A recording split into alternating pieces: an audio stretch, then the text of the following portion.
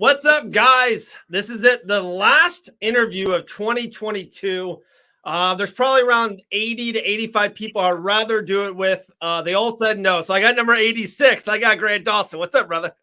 What's up, my man? How you doing? Thanks for having me. Doing good, man. Hey, dude, you're the man, dude. I got so much. It's so funny. My infatuation, I think that's the word. My infatuation towards Grant Dawson. I would have never thought 15, 18 months ago how much I, appreciate you inside that cage and outside of it and everything with Elle and stuff. It's awesome, man. I'm loving it. I'm just loving following your journey from afar.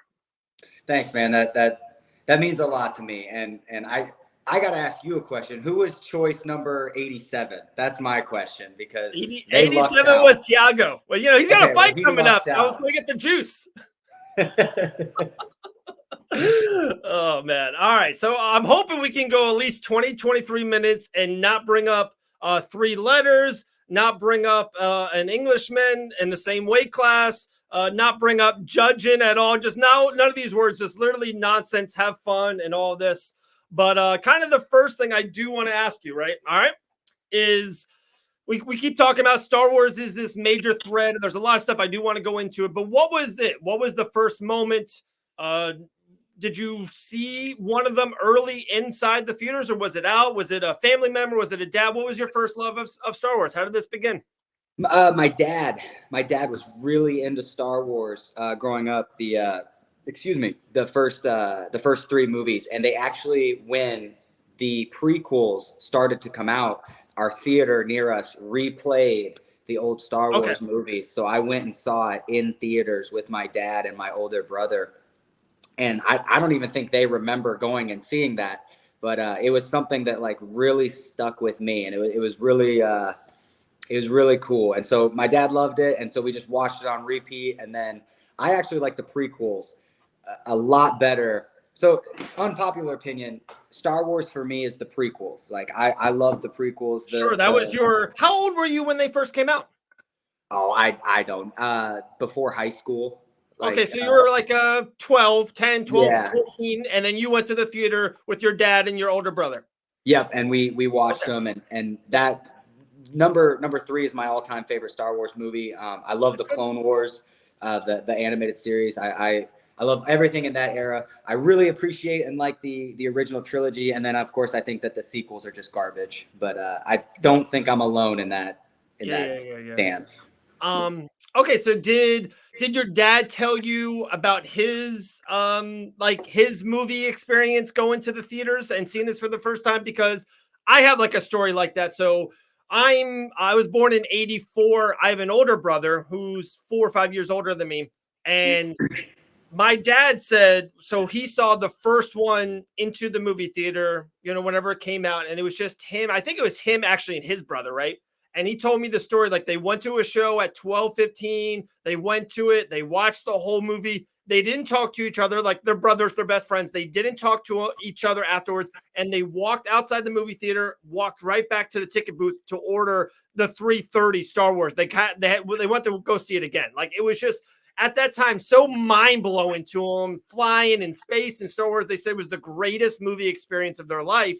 And that was my dad seeing Star Wars. And then my older brother was super into it. He saw the third one or the sixth one, if you want to say, in the theater because he's 5 years older than me. So that was that right time. But I didn't see those three in the theaters like you. I remember seeing them. I think I was in high school. I think I'm like 5, 6 years older than you, maybe a little bit more. But like he told me like how seeing it in the movies was just the absolute best experience. One of the most crazy experiences watching the theater. I think that's what makes good entertainment. Like when was the last, I can tell you for me when the last time was, but like, if you think about it, when was the last time you went into a movie? Like first off, when was the last time you went to the movie theater? Everything's streamed now, like there's it's so funny. I saw Avatar yesterday. I took my son to go see Avatar yesterday. I love that. And that was going to be my experience. There's two movies that stick out to me that are like, oh my goodness, that was incredible. And it was Endgame and Avatar for me, the new Avatar that came out where it's like, hey, I don't want to wait the, 2 months I would have to wait for this to be on a streaming service for free. I want to pay my money to go see it so that I'm in the loop when everybody's talking about it.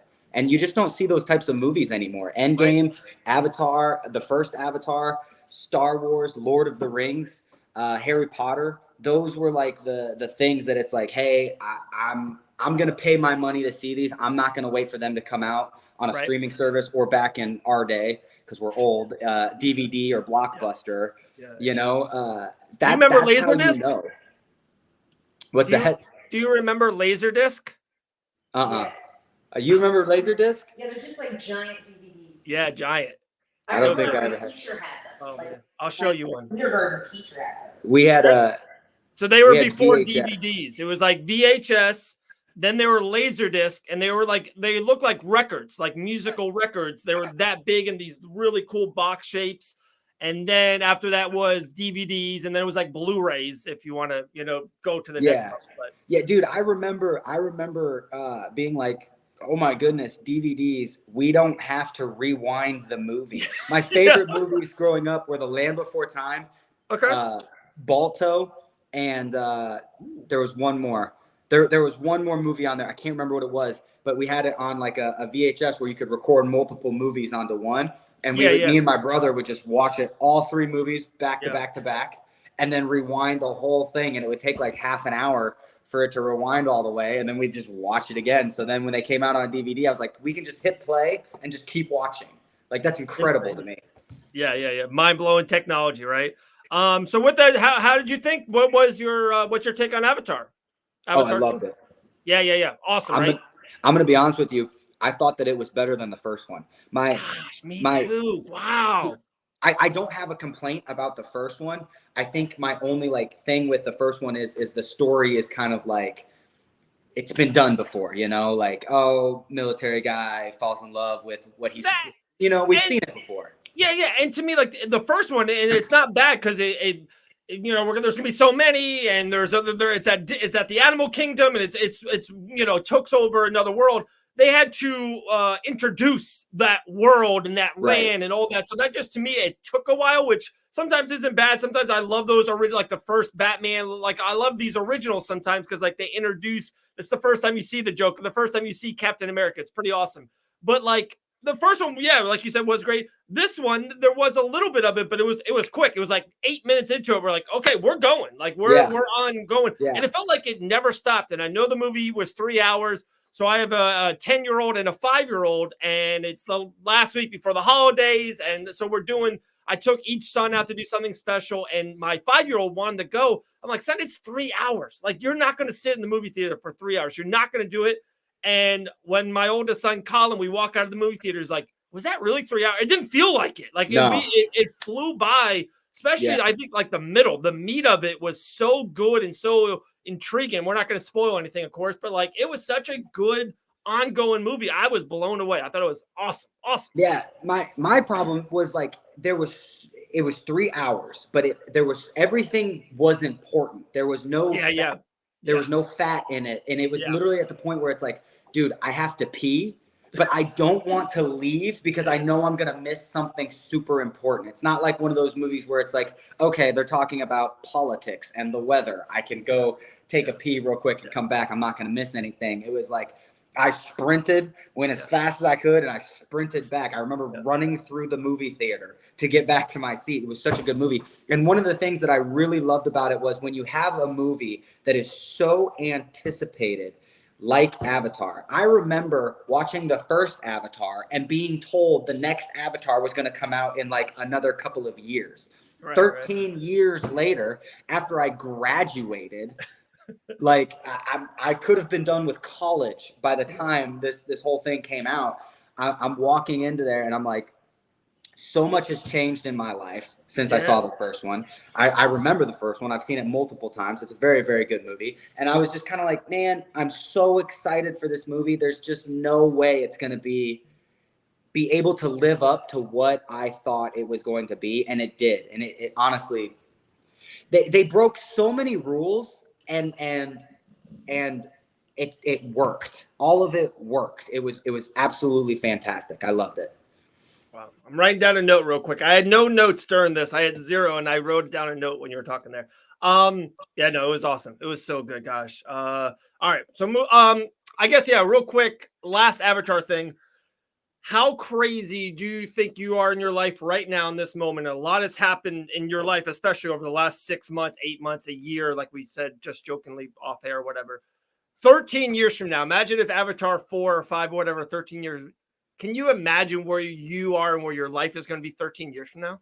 So it's actually really funny that you're saying this, because Elle and I were walking out of the movie theater and we were just talking about how great of a movie it was and where we were going to go eat and all that stuff. And I was like, the kid that saw Avatar 1, all he wanted was to be in the UFC someday. And the man that saw Avatar 2 was in the UFC. So it's like, wow. The next Avatar movie is coming out. It's already done, which I have another point about this, by the way, but I'll save it for a second. The next movie comes out in 2 years, I believe. Think so. It's like 2024 is when it's supposed to come out, December, late. And so it's like, I'm number 14 now. It's not likely, but it's possible that I could be a world champion the next time I see an Avatar movie, which is crazy. And the point that I was gonna make, is they filmed Avatar 2, all of Avatar 3, and most of Avatar 4 at the same time. It's already done. Yeah. And they've only ever done that for one other franchise, and it was the Lord of the Rings franchise, the first 3, obviously. Yep. So it's like, I think there's something that goes into filming it all together because it makes it feel like it's a part of the real. This was the game plan all along. We didn't see the ratings, think we needed to change something, and throw in a crazy whatever to try to spice it up. It's already supposed to be like that. So it just feels like it all flows together better. Totally agree. And then, so even with that, and I was hoping, so we'll use those letters, and you just kind of mentioned it. We went 12 minutes. We did pretty damn good. I'm not going to lie. Like, so we just jokingly at the end of Ben and Bananas, you came up and, we said you were 14 or 15th. And then Elle jokingly said, hey, Drew just got in and maybe Grant's 16 or 15 or whatever it is. Right. And like, and I said it, and I think I was driving. I do a lot of driving. I'll think about it. Like, just imagine like US 13, or just imagine me, or in whatever profession you're in. No offense to Bellator. I know you have a lot of great friends in Bellator. No slight at all to Bellator. I actually love the PFL. No slight to PFL, but the UFC is the highest MMA organization on this planet. No, no doubt about it. It's the NFL, the NBA, whatever. The lightweight division is unquestionably, to me, not just 2022, 2020, 2015, over 5-7 years, maybe the most limelight, best division. It's just the person's body, your weight at 155. I always joke about it. Lose 10 pounds, Grant, or gain 15. Be a welterweight. Welterweight to me is easier. Whatever. But for you to be 13th through 16th in the greatest division in the world and the greatest promotion in the world, it's so mind-blowing. It's like you never and I know you don't want to hear this and you don't want to get, I don't know. I don't know what I'm trying to get at. My point. It's amazing that you are there in that spot. And you're saying, hey, 2 years, hopefully I'm champion and you will be champion. But isn't it crazy that you're the 15th best fighter in the world, in the best weight class, in the best promotion? Do you get up once in a while damn, Dave, that's pretty awesome. That's pretty freaking awesome. Yeah. It's really cool. It is really cool. And it's funny because my roommate, Cam, he's a fighter too. And we were kind of just talking where it's like, dude, we're just having this conversation like two normal dudes, but also you're the number 14 best fighter in the world at your weight class. And nobody knows, nobody cares. Nobody's you know what I mean? Jamal Hill could come walking through a restaurant. Everybody's going to flood to him because he catches a ball, and it's dude, I could beat that guy up. You know what I mean? But it's no one cares, unless you're the best, no one cares. So it's kind of we did it. Awesome. But we got to keep moving forward. Dude, day one, after seeing my first UFC fight, I said, I don't want to be in the UFC. I want to be a UFC world champion. Halfway through that journey, I came up with this saying, and I've stuck by it. And it's UFC champion, or everything that I've done up to this point will have been a waste of my time. And I don't mean that because the life that I've built has been great, and that has been because of MMA. But you have to keep that attitude. I'm going to be a world champion. I have a picture of Islam Makhachev in my room, and I wrote under it, "I am your replacement." That's pretty awesome. Okay, I'm gonna cut that. Yeah, I'm gonna cut that. We're gonna use that. With that being said, and I want to go, dude. I want to talk about the show Wednesday on Netflix. I don't know if you've seen it yet or heard about it. I love Wednesday. Let's do it. The best show I've seen all year. Okay, last MMA thing. Does it, with your drive and just your communication and your determination and just your, does it sometimes, is it hard to enjoy the moment or enjoy the ride, like defeating the undefeated Marco Madsen? Dude, Jared Gordon just defeated a guy, Paddy Pimblett, 2 weeks ago, and you beat him pretty soundly and made him tap. Like, these are really nice, huge wins. And then, like, and not trying to put any smoke up your ass at all, Grant, but like, when people talk about, fighter of 2022, like, no one mentions you. Like, no one talks like, Grant Dawson, or who's a sleeper in the division. Everyone's, and we know you really do like Drew as a guy, but now everyone's super high on Drew. Oh wow, if Drew can beat Turner, he can fight Makhachev. And Arman, he lost to Makhachev on a short notice, and look how good he is. And like, does it feel bad to be overlooked or overshadowed, or do you not care at all, or the journey? Like, I know I said a lot there, and I know we're going. Yeah, for sure, man. I don't know. Here's what I'll tell you, man. Part of it is, I kind of wish I had a little bit more respect. The other part of it is, I know I have the respect from the fighters, so that's nice. Like, just because the casual fan doesn't know about me, doesn't really bug me that much. I don't think it would affect my pay if more unless I had like Paddy Pimblett popularity. I don't think more people knowing about me would affect my pay right now, so I don't really care about that. And I truly believe that I'm going to be a world champion someday, and I've never said this to anybody but Elle, but I want to be a 2-division world champion, and my goal is actually to be the first 3-division world champion. So at some point, these things come true. I'm not going to have a normal life and be able to go to Walmart at 2 a.m. to shop for ice cream with my wife type of life. So I'm enjoying that while it lasts. What's the third weight I do class? believe all those things are going to happen. What's the third weight class? 170. No, so that, to me, that was the second one. Was the other one 145? I can make 145 one more time. Wow. Hey, you got to risk it for the biscuit. That's pretty cool. All right, let's talk about Wednesday. So have you watched the whole thing, or where are you at on it? Nope, okay. The whole thing. We binge watched it in 2 days. Yeah, same here. And my scenario and situation with time and family and kids, so I don't have a lot of it, right? So my wife is watching Wednesday. It was like one night, and she's watching in the background, and maybe or maybe not, we're wrapping Christmas presents for someone. I don't know, maybe or maybe not. Who knows? So, but we're doing that, and it's kind of like she it's like the 6th episode, and she's like watching it, and she's like stopping at certain times and like kind of snickering, getting into it. And me personally, I'm not like an Addams Family guy. I've just never been an Addams Family. Right. I remember the movie, super iconic too in the 90s. Yeah. But like, and my wife's never seen that, and I kind of tell her about it. I'm like, wow, it was a big movie, blah, blah, blah, blah, blah. So I'm like, I start peeking at it, and I'm like, dude, this is kind of cool. Like, I can just see her mannerisms are super funny. She's the absolute star of the show, and just other stuff that's going around. So that's episode 6. So I watch it for 5-7 minutes. I'm like, babe, I like this. Can we go back? Can we start from the beginning? She's like, absolutely, because she's doing stuff, and she's like, I love to watch it. And when a wife and a husband gets a show together, there's nothing better in the world, right? So yeah, it's the we best. watch it. We watched 3 episodes that night. We watched 3 episodes another night or something, or 2 episodes, and then we did the last 3. And I'm like, when I tell you that it's the best show I've seen in 2022, like, it was just so easy to watch, so pleasing to watch, just very, and like, it's not supposed to be funny. It's not a comedy. I wouldn't say, but it's just like, such a great watch, a pleasant watch, and a little bit of a mystery. And I kind of like that. And she dug that. And she said she kind of figured it out around episode 3 or 4. I'm like, man, I didn't see that, whatever. But I just thought it was such a good show, like, incredible. Yeah, well, it's one of those things where it kind of has everything that you're looking for in a show. It's got a little bit of blood and gore. It's got mystery in it. It's got what's the word? reminiscence.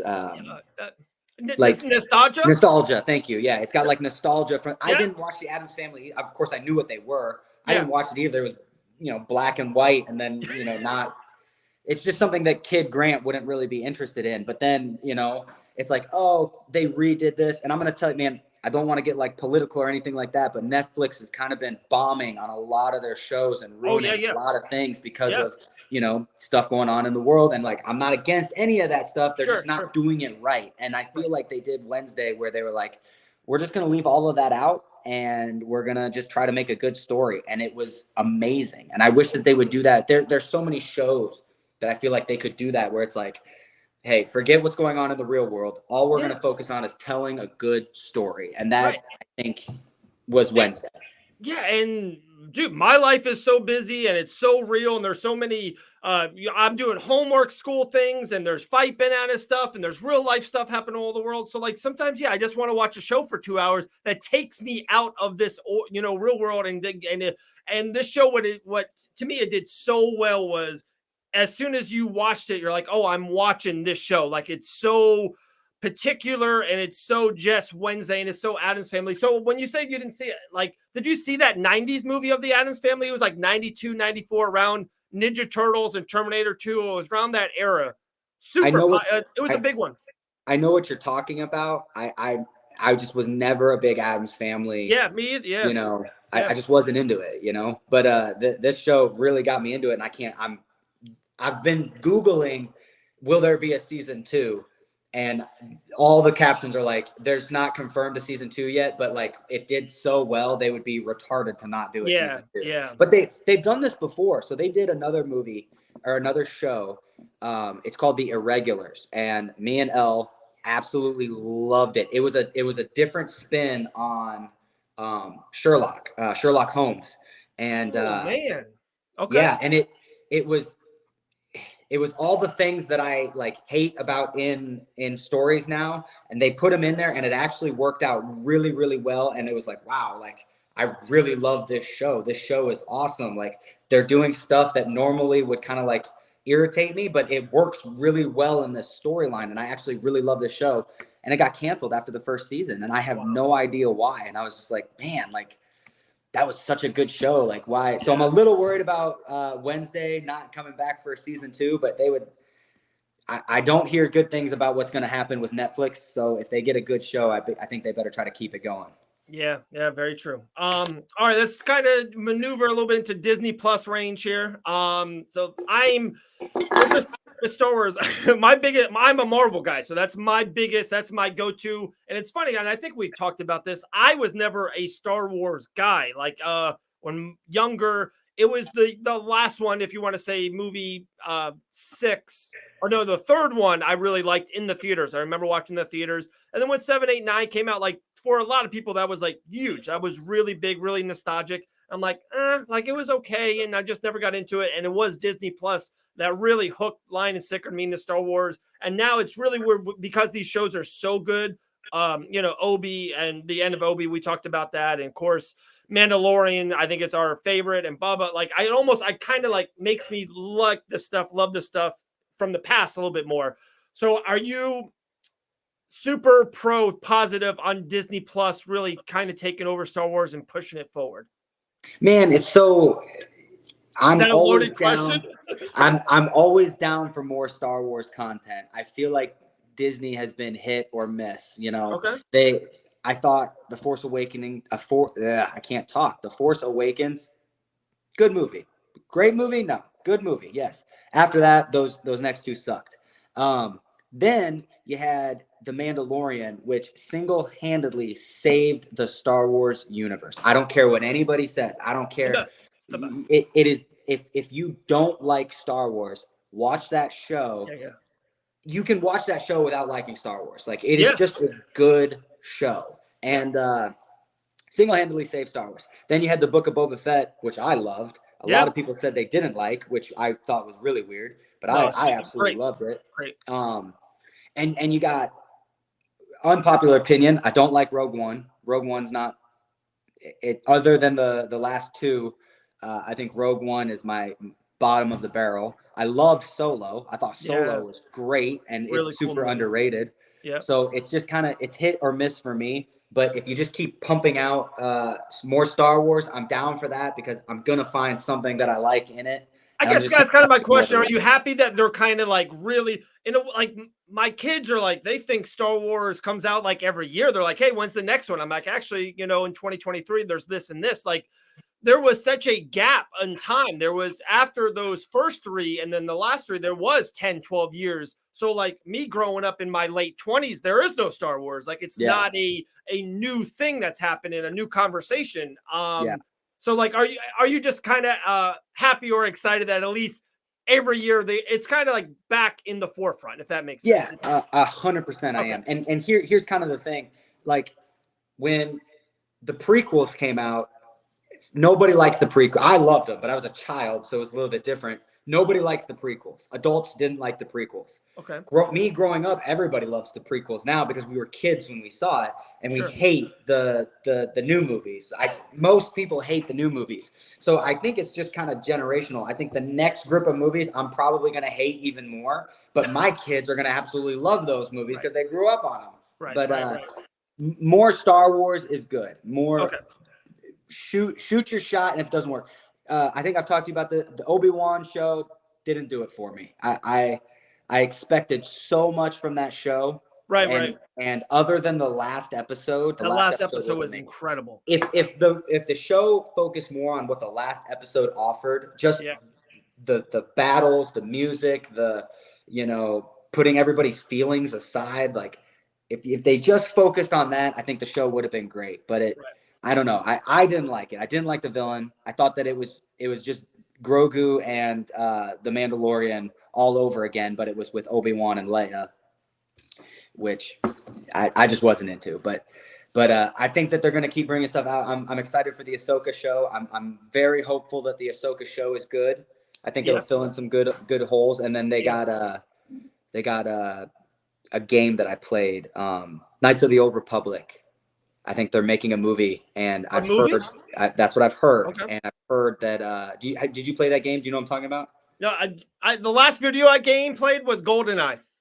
So it was like a choose your own adventure Star Wars game, and it was based on Revan, and you got to make your own character, and you got to choose the light side or the dark side, and it was open world-ish. It was very, very ahead of its time. I loved the game.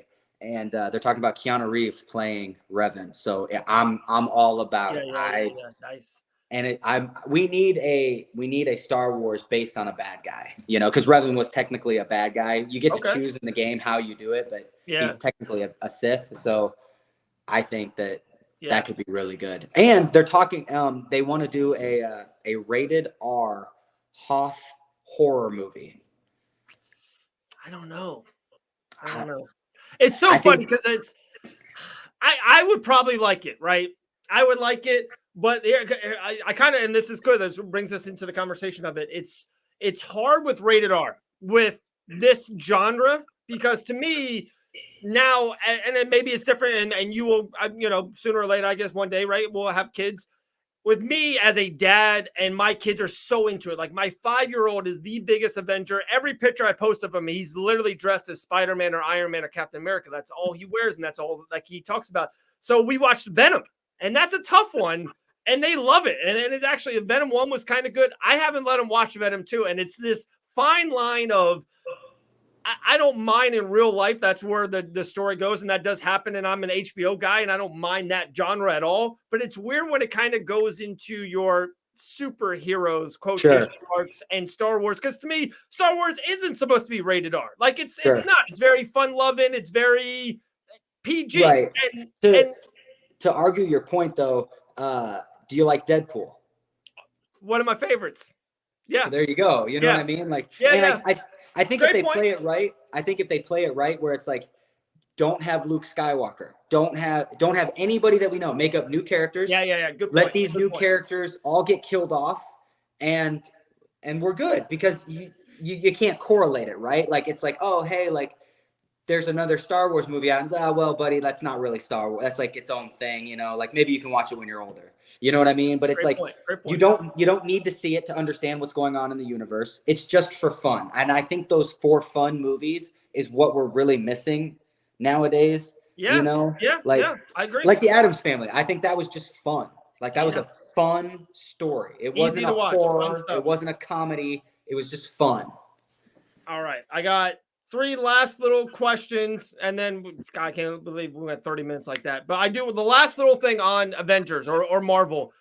How pumped are you with kind of the new season and the phases? Like, and I'm super into it, but I guess where are you on Marvel 2023 in the next probably 18 months? And it looks like it's going into another kind of Thanos-y Avengers direction.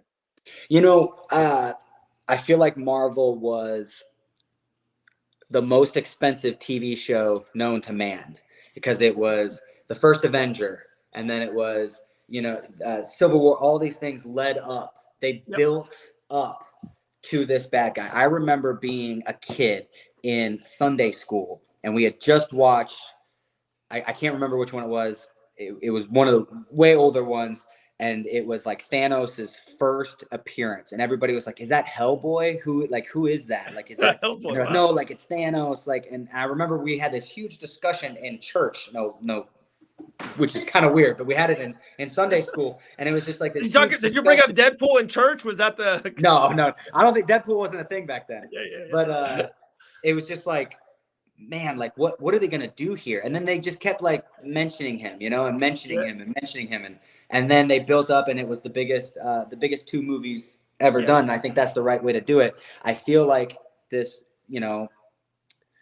rise of Khan or whoever this is, he's in the next Ant-Man movie, which seems also like a weird movie to like throw him in. I don't think the Ant-Man movies are like the biggest. I agree. So he was in the end of Loki. Did you watch Loki? I did.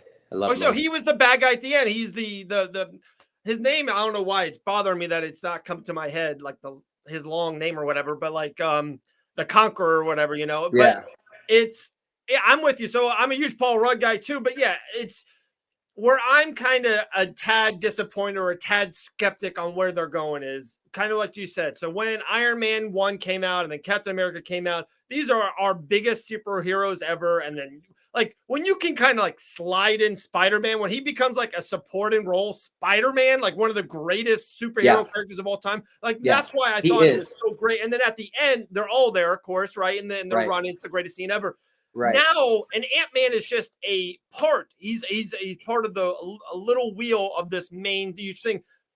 Now, with all those guys kind of gone, right, or just out of the picture, like Ant-Man is like one of their main cogs, and it's like, okay, I love Paul Rudd, and I like that Ant-Man in those other movies, but he can't be Iron Man or Captain America. Like he can't be a top 2, 3, 4 guy, and that's where I'm like skeptic on where they're going.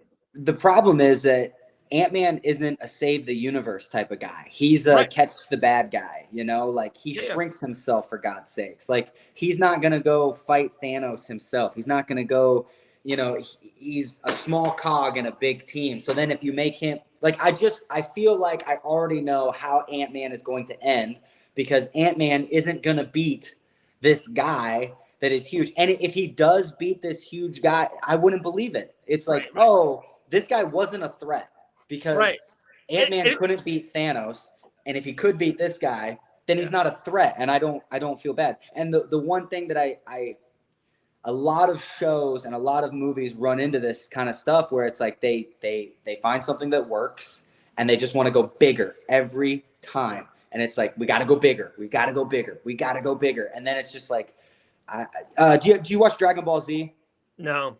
So I'm not a big Dragon Ball Z fan. I like it because of its nostalgia, but like I'm not a huge Dragon Ball Z fan because every like arc or season or whatever you want to call it, it's like this is the biggest bad guy there is. If we beat him, the universe is saved. And then it's like, well, I meant like other than this guy. Like now this is the biggest bad guy and it's like, well, you beat it. I meant other than this guy. And then it's just like, so when does it stop? When is the universe safe? And it's like if I have to build up to beat you. So I'm like, oh, I'm like this, and then I get better to beat this guy, and then I get better to beat this guy. Why is the top guy not just ruling the universe? Right.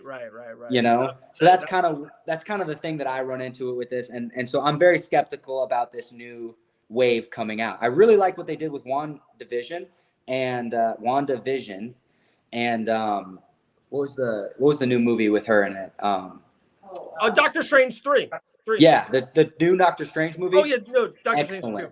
Yeah, and that's excellent. There's going to be good movies and good parts, of course, because it is Marvel and Disney and all of that. Right. But like as a whole, I just my 2 cents. One last thing on Ant-Man and one thing going forward. I just wish, in a weird way, it's all right. It was the greatest storytelling in the history of movies. Cool, it's over. We're gonna start again. We're gonna do it again, and like all these characters, like the Guardians of the Galaxy and Ant-Man, like we don't need to put them in the beginning of the next story. Like they can be one last movie on their own here on this side, and let's just start anew over here. And the last thing I'll say, Ant-Man, I think my 2 senses, or like just my gut feeling, and this guy needs to be the biggest, baddest bad guy ever. He's going to kill Ant-Man in the movie. Like, I don't think we're going to see 5 more movies of Paul Rudd. Like, this is the 3rd Ant-Man, and that's like, you get a trilogy, and that's pretty good. I think Ant-Man's getting the axe. That's my 2 cents. And I'm going to be honest with you, man. If they do that, I think that's a good thing. Yeah, me too. That shows that, hey, like, this is the guy.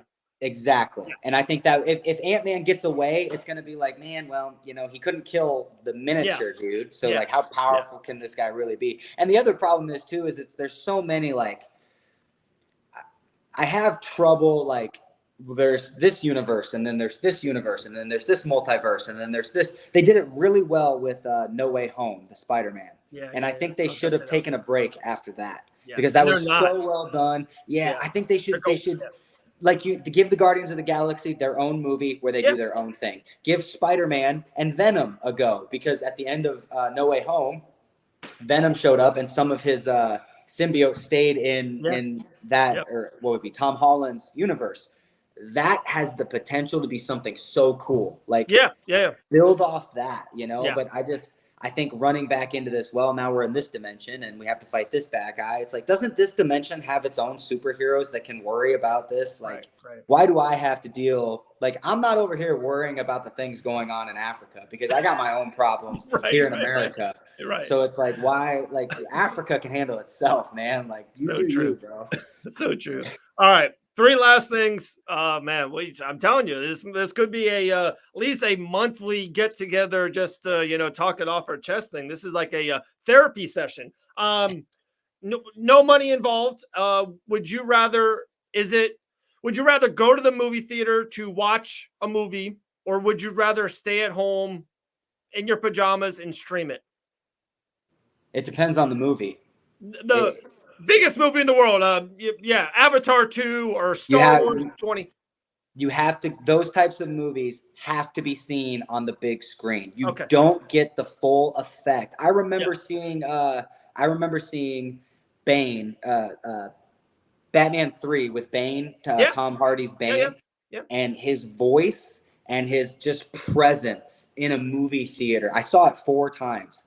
I saw that movie 4 times because it was so good and it made me feel some type of way that I hadn't felt like with a movie before. And then when I watched it, on DVD, it's like, it's a good movie. It's good, but it doesn't get me going, oh my God, like we're in trouble here. Like I'm in danger. Like I want to feel like I'm in danger when things happen, like in Avatar, not to give a spoiler away, but there's a super emotional scene. I'm sure you know what I'm talking about. And I felt that, and like I could tell Elle felt that, and we felt like we lost somebody, and it was just like, man, like that's how movies are meant to be. The big ones are meant to be. So movie theater. That was tough. No spoiler alert. That was tough. Yeah, all right, that was rough. That was question 1. Question 2 popped in my head when you were talking a little bit about fighting. Just say everything that comes with fighting. If you become a world champion, a 2-weight class world champion, whatever you want, when you become a world champion, anything you want to do afterwards, if it's podcast or if it's what Dean Thomas does, anything else, money. If you say, hey, Conor McGregor, you have $10 million, would you take everything else out of fighting and not fight if that could come to you? If my question is, would you gather everything, or do you just love in your core, love to fight? So basically what you're saying is if I won the lottery, would I stop fighting? Yeah, there you go. That's kind of the gist of it. But even if you got, like, I know this sounds crazy, even if you got, like, in the gym, dude, Dustin Poirier goes, dude, Grant, that's the guy. Grant's the man. Like, everyone knows you're the man, right? And just because you kept going or whatever, and you walk around and Dana White goes, dude, Grant, come over here. Like, we're going to, like, you get all this. And it's just like, it's a genie thing, but you never fight anymore. You never walk into that cage. Would you feel like little self, like, oh man, I want that? Am I a world champion in this scenario? Yeah. Oh, 2-time world champion, $20 million. You never fight again, though. Yeah. Okay. Yeah. The goal is to win the belt, man. The goal is to win the belt. Like, this is what I tell Elle all the time. I love training. Really? I love winning. Winning is my favorite thing to do on earth. And the actual act of fighting is okay. Like, it's fun after. Like, you don't really, like, you don't understand the buildup. And it's like every time that you fight, this is the best dude that you fought. So it's like, who cares about you beating that last guy? This is the guy that you got to beat. And it's just like, man, like, this is horrible. I retire. When I walk to the cage, I tell a lot of people this. When I walk to the cage, I retire every single time. I say, I'm done. I'm going to fight this guy because I gave my word as a man that I'm going to fight this guy. And honestly, I need the money. So I'm going to walk out there. I'm going to fight this dude. But it's win, lose, or draw. I'm done. I'm done fighting. It's over. This is the last time you will see Grant Dawson in the cage. And then we get done, and I'm like, I can't wait to do that again. Yeah. It's like a roller coaster. It's a good roller coaster. It is. But if I accomplish everything that I want to accomplish, I'm 2-division world champion, and they're like, hey, like, you've only had 2 title fights, but we're going to give you $10 bajillion to retire. Later. Yeah. See, I got what I wanted. The money and the belts. The belts is what's important. If you offered me that but no belt, nah, we're fighting until we get the belt. I love it. All right, last one for you. Just kind of a synopsis of 2022. Just yourself. Just Grant Dawson, the man, Grant Dawson, the husband, Grant Dawson, the UFC fighter, Goodrick. Like, what is your overall synopsis of your year? You know, I know it's so cliche to ask you this, but this is it. This is the last thing I'm going to do for the year of 2022 for Fight Bananas. What's kind of been your year wrapped up? Like, what do you can in a minute spiel? I've told my wife this, and pretty much anybody that's listened. 2022 has been so much harder of a year than 2020 ever was. We did so much change. We started the year at Glory. We ended the year at ATT. We started the year coming off of a draw. We ended the year on a 2-fight win streak, both with finishes in the top 15. There's just been so much that's going on. I've built amazing relationships with my coaches. I've built amazing relationships with my training partners. I started the year a bachelor. I ended the year a married man. So much has changed this year, and it's just one of the most craziest things going on. There's a bunch of crazy stuff that I don't really want to talk about going on back in Missouri. It's just so wild. If you had told me January 1st, 2022, everything that was going to happen in this year, I'd have been like, man, I don't know if I can handle all of that.